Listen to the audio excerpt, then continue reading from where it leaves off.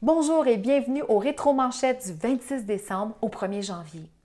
D'abord, au milieu de cette semaine de festivités, on ne peut oublier le terrible tsunami qui a fait plus de 250 000 morts et des milliers de blessés en Asie du Sud-Est le 26 décembre 2004.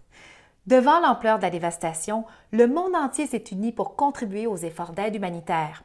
On estime que plus de 14 milliards de dollars ont été amassés, en plus des contributions des gouvernements à travers le monde.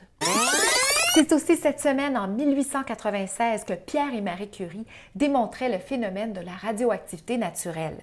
Le couple complétait ainsi les recherches d'Henri Becquerel sur l'uranium et les trois scientifiques recevront conjointement le prix Nobel de physique pour cette découverte majeure en 1903. On ne connaissait pas encore les effets néfastes de la radioactivité sur la santé et les risques de cancer ne seront connus qu'en 1927. Mais Marie Curie eut quand même la présence d'esprit de mettre en garde les médecins qui prescrivaient du radium à leurs patients comme tonifiant. Et même si l'année 2016 tire à sa fin, il est bon de se rappeler que l'année n'a pas toujours commencé le 1er janvier. Bien que Jules César ait fixé cette date en moins 46 dans le calendrier julien, la nouvelle année variait selon les époques et les régions. Certains optaient pour le 25 décembre, le jour de Pâques ou encore le 25 mars.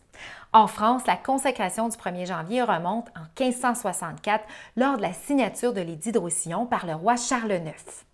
Une soixantaine d'années plus tard, le pape officialisa la date du 1er janvier dans tous les pays catholiques. Et sommes-nous vraiment en 2017?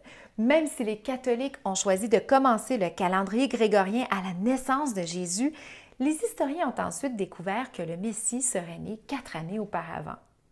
Je vous souhaite tout de même une excellente année 2017 avec une voix qui réchauffe le cœur des Québécois depuis la fin des années 20.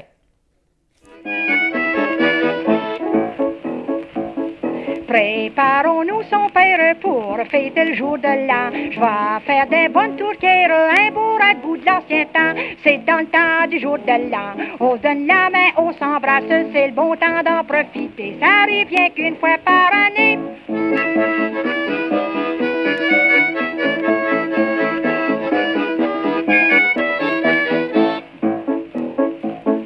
Peinture ton coteur, va faire ta jument. On y revoit ta sœur dans le fond du 5e rang. C'est dans le temps du jour de l'an. On se donne la main, on s'embrasse, c'est le bon temps d'en profiter. Ça arrive bien qu'une fois par année.